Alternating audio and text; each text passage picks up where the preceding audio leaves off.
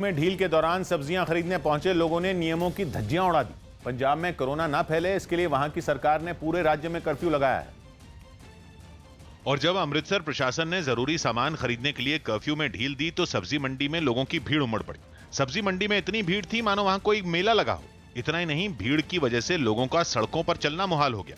दुकानों पर बेपरवाह होकर कई लोग सब्जी खरीदते दिखे। एक एक दुकान पर कई लोग टूट पड़े।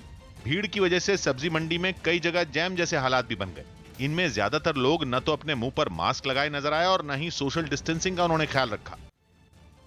कोरोना के बढ़ते मामलों को देखते हुए गाजियाबाद के डीएम ने दुकानों को खोलने के लिए नया आदेश जारी किया और इस आदेश के मुताबिक अब गाजियाबाद में फल और सब्जी की दुकानें सिर्फ दोपहर 2 बजे तक ही खोली जा सकेंगी, जबकि जो किराना की दुकानें हैं वो शाम 4 बजे तक ही खोली जा सकेंगी। यानी अब स्थिति को देखते हुए ये फैसला डीएम की तरफ से लिया गया। गाजियाबाद के डीएम ने दुकानों को खोलने के लिए नया आदेश जारी किया और इस आदेश के मुताबिक अब गाजियाबाद में फल और सब्जी की दुकानें जो हैं वो सिर्फ दोपहर 2 बजे तक ही खोली जा सकेंगी। लॉकडाउन में फंसे 171 बौद्ध भिक्षुओं और पर्यटकों को भारत सरकार ने उनके देश थाईलैंड भेज दिया है। इन सभी पर्यटकों को थाई एयरवेज से भेजा गया। लॉकडाउन से पहले भारत घूमने आए ये पर्यटक बौद्ध सर्किट में अलग अलग जगहों पर फंस गए थे। लेकिन जैसे ही थाईलैंड सरकार के आग्रह पर इन्हें भेजने की मंजूरी दी गई, गया इंटरनेशनल एयरपोर्ट पर खास तैयारी की गई। एयरपोर्ट के अंदर जाने देने से पहले ये देखा गया कि इनके पास जिला प्रशासन से मिला हेल्थ सर्टिफिकेट है या नहीं। तो अब यहाँ चेक करना वो हेल्थ फॉर्म है कि नहीं। जांच के लिए सभी पर्यटकों ने सोशल डिस्टेंसिंग के नियमों का पालन किया। इसके बाद सभी पर्यटकों की फिर से स्क्रीनिंग की गई और स्क्रीनिंग के बाद दस्तावेजों की जाँच कर पर्यटकों की पहली खेप को थाईलैंड भेज दिया गया। अभी थाई नेशनल्स के लोग जो है उनको स्पेशल अनुमति दी गई है। थाई सरकार के अनुरोध पर भारत सरकार ने दिया। और लॉकडाउन में दिन रात काम कर रही दिल्ली पुलिस का शुक्रिया अदा करने के लिए मार्ग नाम के एक संगठन ने दिल्ली के मॉरिस नगर थाने में पुलिस वालों को मास्क, सैनिटाइजर और कुछ दूसरे जरूरी सुरक्षा उपकरण दिए। इसके साथ ही संगठन की तरफ से थाने में कॉफी मशीन भी दी गई। ये संगठन इससे पहले नोएडा पुलिस को भी पीपीई, सैनिटाइजर और मास्क बांट चुका है।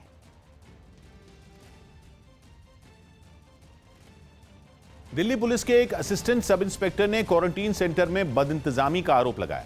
एएसआई की तरफ से इस क्वारंटीन सेंटर का एक वीडियो भी सोशल मीडिया पर डाला गया। कुछ ही दिनों पहले एएसआई का कोरोना टेस्ट पॉजिटिव आया था, जिसके बाद उन्हें मंडोली जेल के स्टाफ क्वार्टर्स में भेज दिया गया, जो दिल्ली के हर्ष विहार में। आरोप है कि वहां किसी तरह के कोई इंतजाम नहीं है। एएसआई को जब इस क्वारंटीन सेंटर में शिफ्ट किया गया तो वो नाराज हो गए। ये इंतजाम है यहाँ के, इतनी टॉयलेट इतनी गंदी है और इसमें इतने मच्छर हैं। ये देखिए मच्छर है, 50 मच्छर इसमें घूमते हैं। दिल्ली पुलिस में असिस्टेंट सब इंस्पेक्टर ने क्वारंटीन सेंटर में बदइंतजामी का आरोप लगाया। उन्होंने कहा कि न तो वहाँ पीने के लिए पानी मिल रहा है और न ही साफ सफाई का कोई ध्यान रखा जा रहा है। कोई भी सुविधा नहीं है यहाँ। ये भी नीचे पड़ा हुआ 4 दिन से लड़का, ये 4 दिन से यहाँ है, कोई सुविधा नहीं है। दिल्ली यूपी बॉर्डर की तरह दिल्ली हरियाणा बॉर्डर पर भी पुलिस ने सख्ती बढ़ा दी है। बॉर्डर पर पुलिस की कई टीमें तैनात हैं जो हरियाणा से आने वाली गाड़ियों से सख्ती से तलाशी कर रही हैं। हरियाणा की तरफ से केवल उन्हीं गाड़ियों को दिल्ली में दाखिल होने दिया जा रहा है जो जरूरी सेवाओं से जुड़ी हैं। पुलिस की सख्ती की वजह से दिल्ली हरियाणा बॉर्डर पर कुछ देर के लिए जाम के हालात भी बन गए। मुंबई में लोगों को जागरूक करने के लिए कुछ पुलिस वालों ने पीपीई यानी पर्सनल प्रोटेक्टिव इक्विपमेंट किट पहनकर एक इलाके में मार्च निकाला। ये पुलिस वाले वहां के कप परेड इलाके में पहुंचे जहां अब तक कोरोना के कई मरीज मिल चुके हैं और पूरे इलाके को सील भी कर दिया गया है। ऐसे में लोगों में जागरूकता फैलाने के लिए कुछ पुलिस वाले पीपीई किट पहनकर वहां पहुंचे और उनसे इस बीमारी की रोकथाम के लिए घरों में रहने की अपील की। लोगों में जागरूकता फैलाने के लिए ये पुलिस वाले इलाके की संकरी गलियों में भी पहुंचे और जो उन्हें घरों से बाहर दिखा उसे डंडे की मदद से घर के अंदर जाने का इशारा किया। साथ ही लोगों को महामारी के इस दौर में अपना ख्याल रखने की हिदायत भी दी गई। ये लोग गलियों से निकलकर मेन रोड पर भी पहुंचे और वहां भी लाउडस्पीकर की मदद से लोगों को जागरूक करते नजर आए। जम्मू कश्मीर के डोडा में सुरक्षा बल ने एक आतंकी ठिकाने को ध्वस्त करते हुए भारी मात्रा में गोला बारूद बरामद किया। सुरक्षा बल को खबर मिली थी कि डोडा के गोरैया इलाके में आतंकियों का एक ठिकाना है, जिसके बाद कार्रवाई करते हुए उस ठिकाने को ध्वस्त कर दिया गया। सुरक्षा बल को वहां से 2 AK-47 राइफल समेत भारी मात्रा में गोला बारूद मिले हैं। तो जम्मू कश्मीर के डोडा में दरअसल ये कार्रवाई हुई है, जहां पर आपको बता दें सुरक्षा बल ने ये खबर उन्हें को मिली कि डोडा के गौरैया इलाके में आतंकियों का दरअसल एक ठिकाना है, जिसके बाद ये कार्रवाई हुई और उसके बाद इन ठिकानों को ध्वस्त कर दिया गया। कोरोना वायरस से जूझ रहे जर्मनी के कुछ इलाकों में स्कूल कॉलेज पहले की तरह खोल दिए गए।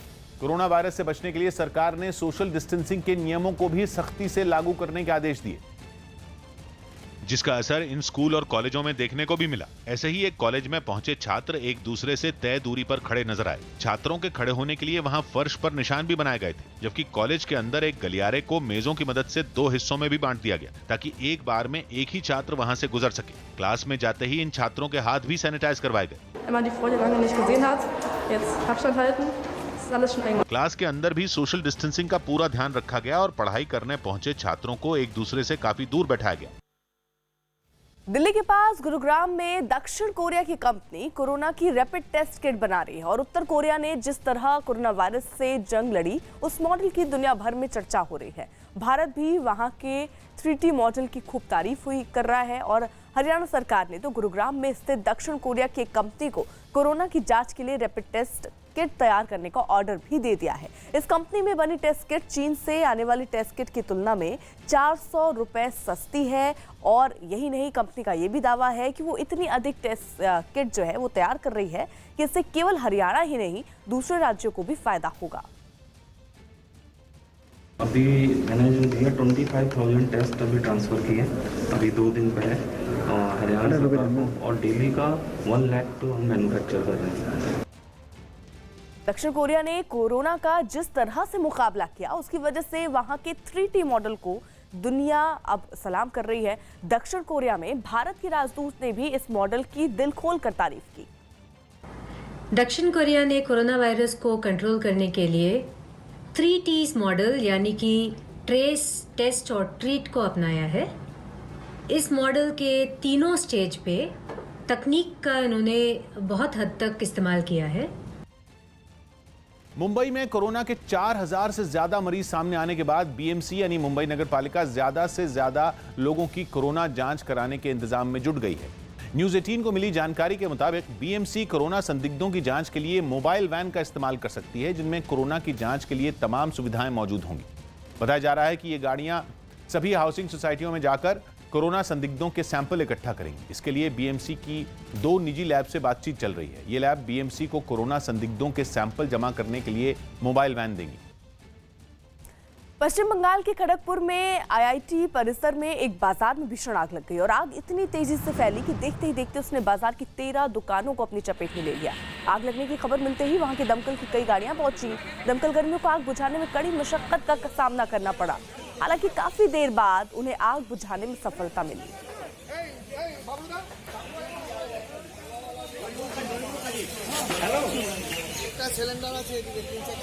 क्योंकि आग की लपटों को अगर आप देखेंगे तो अंदाजा लगा सकते हैं कि यहाँ कितनी भयानक आग लगी होगी। आसपास के जो इलाके थे वहां पर अफरा तफरी मच गई।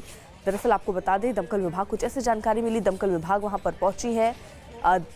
13 दुकानों को दरअसल इस आग ने अपनी चपेट में ले लिया। आग लगने की खबर पर दमकल की कई गाड़ियां पहुंची और कड़ी मशक्कत के बाद आग पर काबू पाया। कर्नाटक के मंगलुरु में एक महिला के अंतिम संस्कार का विरोध करते हुए लोगों ने जमकर हंगामा किया। बताया गया कि कोरोना वायरस की वजह से इस महिला की मौत हो गई, जिसका शव लेकर शमशान पहुंचे कुछ अधिकारियों और डॉक्टरों को आसपास रहने वाले लोगों ने घेर लिया और उनका विरोध करने लगे। शव के साथ पहुंचे पुलिस वालों ने भी लोगों को समझाने की काफी कोशिश की, लेकिन लोग शांत नहीं हुए और हंगामा बढ़ता चला गया। देर रात हुए इस हंगामे में शमशान के बाहर लोगों की भारी भीड़ जुट गई और किसी ने भी सोशल डिस्टेंसिंग का भी ध्यान नहीं रखा। हंगामे की खबर मिलते ही इलाके के विधायक भी वहां पहुंच गए और उन्होंने शव को किसी दूसरी जगह ले जाने की अपील की। काफी देर तक इलाके के लोगों और अधिकारियों में बहस होती रही, जिसके बाद पुलिस वालों ने नियमों का ध्यान रखते हुए महिला का अंतिम संस्कार करवाया।